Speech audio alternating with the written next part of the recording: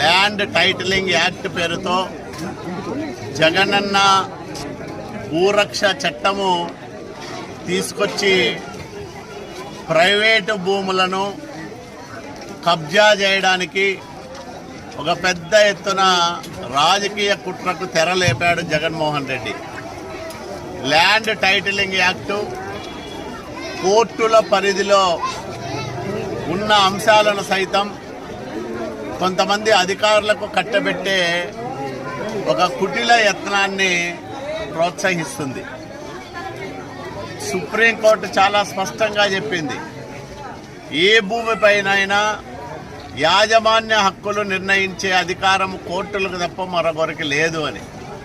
కానీ కోర్టుల అధికారాల్ని లాక్కొని తమకు నచ్చిన అధికారుల ద్వారా భూ బదలాయింపు లేదా యాజమాన్య హక్కుల బదలాయింపును చేసుకొని యథేచ్ఛగా భూ కబ్జాలకు పాల్పడాలని వైసీపీ నాయకులకు ప్రైవేటు భూములను దోచిపెట్టడానికి రూపొందించిందే ఈ ల్యాండ్ టైటిలింగ్ యాక్ట్. ఈ చట్టం పూర్తిగా ప్రజా వ్యతిరేకమైన చట్టం, రైతు వ్యతిరేకమైన చట్టం, తరతరాలుగా వస్తున్న భూములపైన హక్కులు కోల్పోయే విధంగా చేసే చట్టం.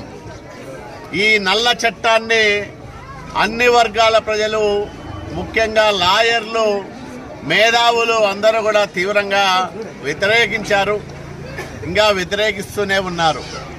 అయినా సరే మొండిగా ప్రభుత్వ వాదన వినిపిస్తూ ఉంది. జగన్మోహన్ రెడ్డి సైతం ఈ యాక్ట్ ద్వారా ఏదో రైతులకు మేలు జరుగుతుందనే భ్రమలు కల్పించే ప్రయత్నం చేస్తూ ఉన్నాడు. ఇది పూర్తిగా నల్ల చట్టం. దీన్ని తెలుగుదేశం పార్టీ అధికారంలోకి వస్తానే పూర్తిగా రద్దు చేయడం జరుగుతుంది ల్యాండ్ టైటిలింగ్ యాక్ట్ అనే దాని విషయాన్ని కూడా నేను స్పష్టంగా ప్రకటిస్తా ఉన్నాం. ఇదే విషయాన్ని మేము మేనిఫెస్టోలో కూడా స్పష్టం చేశాం.